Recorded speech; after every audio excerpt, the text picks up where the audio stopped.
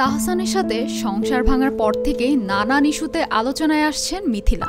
ভক্তদের মাঝে এক ধরনের হতাশার কারণও হয়েছিল তাদের জুটি ভাঙার খবর। এবার আবারও নতুন করে আলোচনায় আসছে এই তারকা। রূপালী পর্দার এই চরিত্র এবার নতুন করে জুটি করছে এফএস নাঈমের সাথে।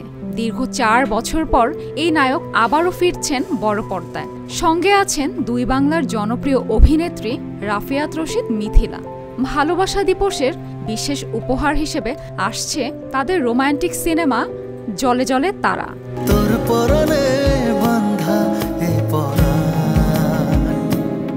এই সিনেমাকে ঘিরে উচ্ছ্বাসে ভাসছেন নাঈম, আর সেই উচ্ছ্বাস ছড়িয়ে পড়ছে তার ভক্তদের মাঝেও। দীর্ঘ 1 যুগেরও বেশি সময় পর বড় পর্দায় প্রধান চরিত্রে আসছেন নাঈম। ছোট পর্দার পর এবার রূপালী পর্দায় তার নায়কোচিত রূপ দেখতে মুখিয়ে আছেন দর্শকরা। সিনেমাটি পরিচালনা করেছেন অরুণ চৌধুরী, যেখানে নাঈম অভিনয় করেছেন হোসেন মাঝি চরিত্রে। তার বিপরীতে সার্কাস কন্যার চরিত্রে দেখা যাবে মিথিলাকে।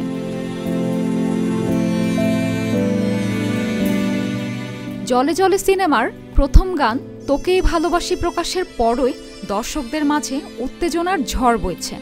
আর এ গান নিয়েই সবচেয়ে বেশি উচ্ছ্বসিত নাঈম। তার মতে সিনেমাটির গল্প দুর্দান্ত, তবে গানটি আরও বেশি অসাধারণ। ইমরান মাহমুদুল ও দিলশাদ নাহার কণার কণ্ঠে গাওয়া এই গান ইতিমধ্যে দর্শক শ্রোতাদের মুগ্ধ করেছে।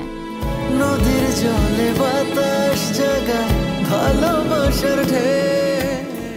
একাধিকবার মুক্তির তারিখ পেছানোর পর অবশেষে 14 ফেব্রুয়ারি ভালোবাসা দিবসে প্রেক্ষাগৃহে মুক্তি পাচ্ছে জলে জলে তারা।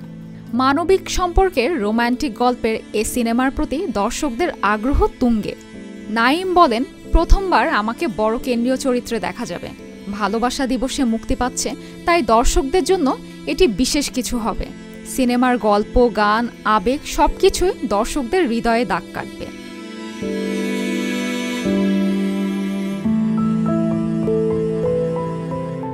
টেলিভিশনে অসংখ্য জনপ্রিয় চরিত্রে অভিনয়ের পর এবার নাঈমের বড় পর্দায় নতুন যাত্রা শুরু হচ্ছে। তার চোখে স্বপ্ন, কণ্ঠে উচ্ছ্বাস। দর্শক কি সেই স্বপ্নে নিজেদের খুঁজে পাবেন? উত্তর মিলবে 14 ফেব্রুয়ারি প্রেক্ষাগৃহে।